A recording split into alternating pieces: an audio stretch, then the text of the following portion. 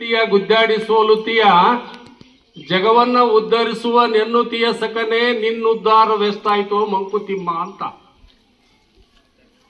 ನವೋದಯ ಶಾಲೆಯಲ್ಲಿ ಕಲಿತು ತಮ್ಮ ಜೀವನವನ್ನ ರೂಪಿಸಿಕೊಂಡವರು, ತಮ್ಮ ಜೀವನವನ್ನ ಉದ್ಧಾರ ಮಾಡಿಕೊಂಡವರು.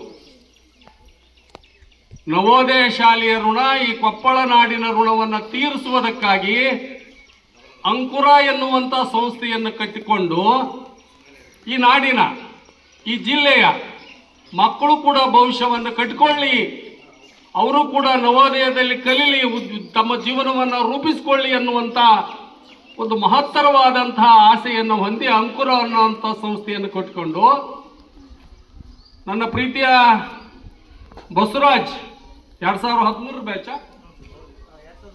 2003 ಬ್ಯಾಚ್, ನಂತರದ ಬ್ಯಾಚ್ಗಳು ಅಂದೇಶ 2011, ಹೀಗೆ ತಾವು ಎಲ್ಲ ಬ್ಯಾಚಿನಲ್ಲಿ ಕಲಿತಂತ ವಿದ್ಯಾರ್ಥಿಗಳು ಇವತ್ತ ತಮ್ಮ ಭವಿಷ್ಯವನ್ನು ರೂಪಿಸಿಕೊಂಡು, ಜೀವನದ ಭವಿಷ್ಯ ಅಂದ್ರೆ IAS IPS, ವಕೀಲರು, ಡಾಕ್ಟರು, ಇವೆಲ್ಲಕ್ಕಿಂತ ಜೀವನದಲ್ಲಿ ಆದರ್ಶವನ್ನು ಬೆಳೆಸ್ಕೊಳ್ತಕ್ಕಂಥದ್ದನ್ನು ಕಲಿಸುತ್ತೆ ನವೋದಯ.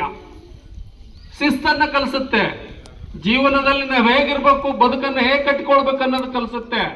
ಅದಕ್ಕೆ ನವೋದಯ ಅಂತಾರೆ. ನವೋದಯ ಜೀವನದಲ್ಲಿ ನವ ಉದಯವಾಗುತ್ತೆ, ಅದು ನವೋದಯ.